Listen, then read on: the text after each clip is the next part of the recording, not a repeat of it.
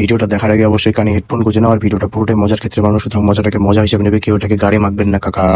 কারোর মনে জায়গা নিয়ে নিতে কি হয়েছে, সবার ধনে জায়গা নিয়ে নিয়েছি। আচ্ছা, জায়গাগুলো কি ফ্রিতে নাও নাকি আবার ভাড়া দাও? যদি ভাড়া দিয়ে থাকো তাহলে আমারটাও ফ্রি। কন্ট্রোল। আবে সালে, বলছি বেশি জায়গা বদলিও না, এইডস ধরলে পোঙায় পিয়াজি ঘষেও তাল পাবে না। আজকে কথা বলবো কিছু এমন জ্ঞানী বৌদিদের নিয়ে যাদের জ্ঞানে আমার বান্টু আটকালো চেনে। চলো শুরু করছি। তো এই গাইস, দিস ইজ তোমার দেখছো ভাক্কর ইউটিউব চ্যানেলটিকে অবশ্যই সাবস্ক্রাইব করুন, বেলটিকে অল সেট করে দাও। আরে গুরুজন এবং বাচ্চারা, তোমরা এই ভিডিও থেকে বেরিয়ে যাওয়ার বন্ধুগণ, কানে হেডফোন, হাতে মোমবাতি নিয়ে রেডি হও। চলো শুরু করছি।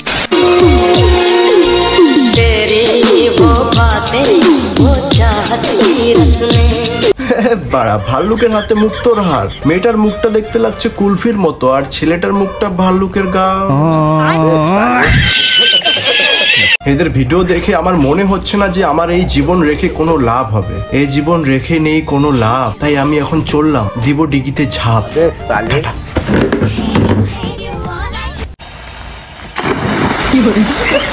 খতম গয়া। কারোর মনে জায়গা নিয়ে নিতে কি হয়েছে, সবার ধনে জায়গা নিয়ে নিয়েছি। আচ্ছা, জায়গাগুলো কি ফ্রিতে নাও নাকি আবার ভাড়া দাও? যদি ভাড়া দিয়ে থাকো তাহলে আমারটাও ফ্রি। কন্ট্রোল।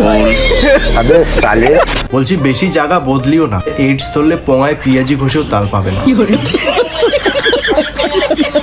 বাইরের লোক আমাকে কি বাঁচ দেবে? তোমার বরেরটাই 7 ইঞ্চি। আমি না, এই কথাটা বৌদি নিজেই বলে। আমার ভাতার একটাই কথা বলে যে রাবণকে বাঁশ কিন্তু রাম দেয়নি, দিয়েছে বিভীষণ। কেন মানুষকে উল্টাপাল্টা বোঝাচ্ছ? বাঁশ বিভীষণ দেয়নি, বাঁশ ঝাড়ি ছিল। রাবণ সেই বাঁশ ঝাড়ি গিয়ে বাঁশটা নিজের পদে গুজে নিয়েছে। আর বিভীষণ এটা জানতো যে সেই বাঁশ সে নিতে পারবে, তাই আগে থেকে সে পদ সেলাই করে রেখেছে। কি ঠিক কি না? ঠিক ঠিক।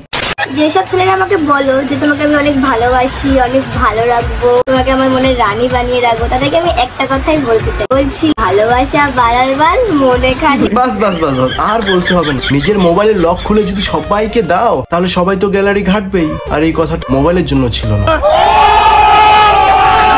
যে কিন্তু বৌদির এই বগলের সুগন্ধ পায়নি, তার ভাগ্যটাই। যদি ভাগ্য ভালো হলে তোমার বগলের গন্ধ শুনতে হয়, তাহলে ভাগ্য খারাপটাই ঠিক আছে। ভাগ্যিস ভাগ্যটা খারাপ, না হলে নোংরারও একটা ভাগ আছে। তোমাকে দেখে নোংরাও বলবে যে আমার কাছে আসিস না, আমি নোংরা হয়ে যাবো। বগলের চুল। আরে ভিটকিন, বাই দ্য ওয়ে একটা কথা, তোমরা কারা কারা বগলের চুল তোলো একটু কমেন্ট করে জানাও দেখি। আমি তো কোনোদিনও তুলিনি। মেয়েরা যখন বিয়ে করবে বলে বাড়িতে বলতে পারে না, তখনই ঘন ঘন শাড়ি পরে। কেন বাজার থেকে শশা কিনে আনতে পারো না? কন্ট্রোল।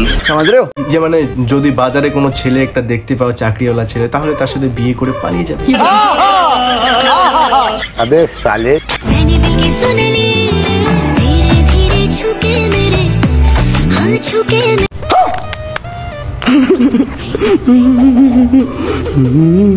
হ্যালো, হ্যাঁ বাবু, তুমি বসে মুতো নাকি দাঁড়িয়ে মুতো?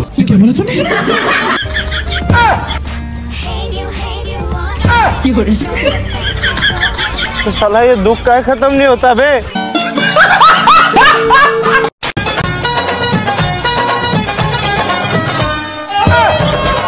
আমি কি দেখলাম, বেলি ডান্সার আরো ভারতনাট্যমে। ভুল করে হয়তো চোখটা দেখে ফেলেছে।